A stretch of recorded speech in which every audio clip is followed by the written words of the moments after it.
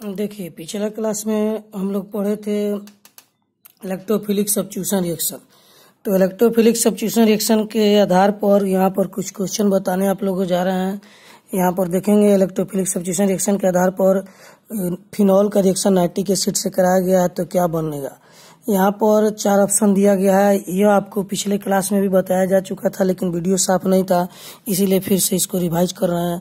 तो यहाँ पर देखेंगे आपको इसमें होता क्या है। तो फिनॉल का रिएक्शन पहला ऑप्शन है पारा नाइट्रोफिनॉल, इसको कहते हैं ऑर्थो नाइट्रोफिनॉल और इसको कहते हैं मेटा नाइट्रोफिनॉल। इसका नाम है आपको पारा ऑर्थो और इसको पारा, इसको मेटा, क्योंकि दूसरा पोजीशन पर तो ऑर्थो नाइट्रो हो गया, 4 नंबर पर है तो पारा नाइट्रो हो गया, 1 2 3 4, यहाँ पर 3 नंबर पर 1 2 3, तो इसको मेटा नाइट्रोफिनॉल कहते हैं। तो इसमें कौन सा प्रोडक्ट बनेगा, चलिए हम लोग को ध्यान देते हैं। तो इसमें आपको प्रोडक्ट जो बनेगा वो प्रोडक्ट दिया गया चौथा ऑप्शन में बोथ ए एंड बी, यानी कि पारा नाइट्रोफिनॉल और ऑर्थो नाइट्रोफिनॉल दोनों बनेगा। क्यों दोनों बनेगा? क्योंकि यह इलेक्ट्रोफिलिक सब्स्टिट्यूशन रिएक्शन है और इलेक्ट्रोफिलिक सब्स्टिट्यूशन रिएक्शन में आपको क्या प्रोडक्ट बनता है, तो पारा और ऑर्थो बनता है। कैसे बनता आते हैं उसको मैकेनिज्म में देखते हैं। तो यहाँ पर जो आपका मैकेनिज्म दिया गया, इस मैकेनिज्म में देखिएगा तो यहाँ पर यह 2 तरह का प्रोडक्ट बनता है, इसलिए मैकेनिज्म 2 स्टेप में। स्टेप फर्स्ट में जो कि यहाँ पर HNO3 को कैसे तोड़ा गया, तो HNO3 को 2 भागों में तोड़ा गया, OH और NO2 में। तो यहाँ ऐसे ही टूटता है HNO3। तो यहाँ पर 3 ऑक्सीजन है यहाँ पर, तो 2 1 3 हो गया।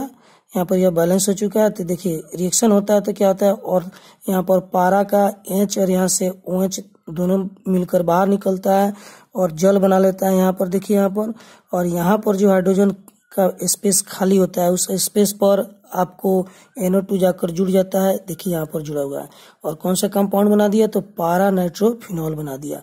अब आते हैं यहाँ पर स्टेप सेकंड में आते हैं। तो स्टेप सेकंड में क्या होता है देखेंगे। स्टेप सेकंड में फिनॉल का रिएक्शन फिर HNO3 से कराते हैं। तो HNO3 को कैसे तोड़ते हैं, OH और NO2 में तोड़ते हैं। तो OH अब यहाँ ऑर्थो पोजीशन का H और OH जल बन के बाहर निकल जाएगा और यहाँ से जो हाइड्रोजन खाली होगा उस जगह पर NO2 आकर जुड़ के यहाँ पर ऑर्थो नाइट्रोफिनॉल बना लेगा और OH और H मिलके क्या बन जाएगा, जल बन जाएगा। तो अब इसमें होता क्या है, तो देखिए यहाँ पर जो कि H चला आया NO2 के जगह पर और NO2 कहाँ चला गया, H के जगह पर। तो यहाँ पर इसी तरह के रिएक्शन को सब्स्टिट्यूशन रिएक्शन कहते हैं, प्रतिस्थापन अभिक्रिया कहते हैं, क्योंकि इसमें HNO3 और फिनॉल के बीच जो एटम है उनका स्थान परिवर्तन हुआ, आदान प्रदान हुआ है। अब आते हैं यहाँ पर, यह टूटता है तो क्या बनाता है। HNO3 यहाँ पर टूटता है तो क्या बनता है, तो देखिए कैसे टूटता है। ऑक्सीजन अपनी तरफ इलेक्ट्रॉन को आकर्षित करता है तो इस पर माइनस और NO2 पर क्या जाता है, प्लस चार्ज। तो जिस पर प्लस चार्ज आता है उसको कहते हैं इलेक्ट्रोफाइल। तो यह आपको NO2 इसमें इलेक्ट्रोफाइल है। तो यह इलेक्ट्रोफाइल ही सभी जगह आपको जुड़ रहा है। यहाँ भी देखिए, यहाँ भी देखिए, यहाँ पर भी, यहाँ पर भी। तो यह क्यों ऑर्थो और पारा पर ही जुट रहा है, चलिए इसको समझते हैं।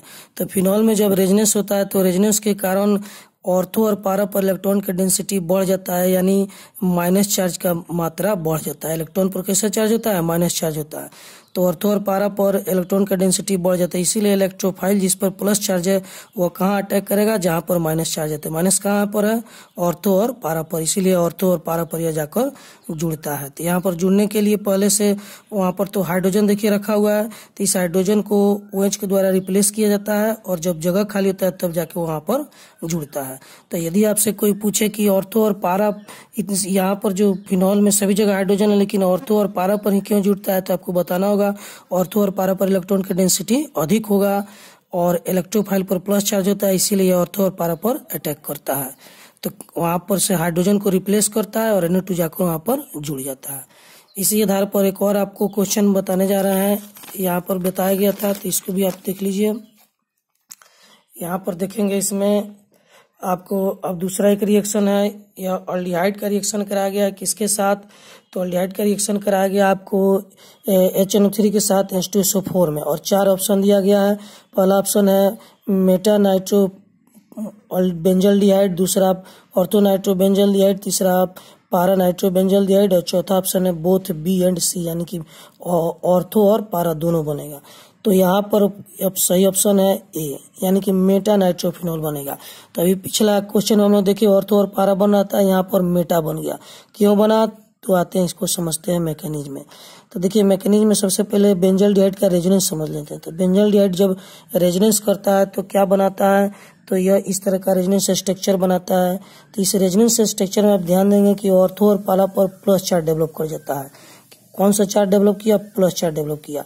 जब बेंजीन में अल्डिहाइड रहता है तो ऑर्थो और पारा पर कैसा चार्ज डेवलप कर रहा है, प्लस चार्ज डेवलप कर रहा है।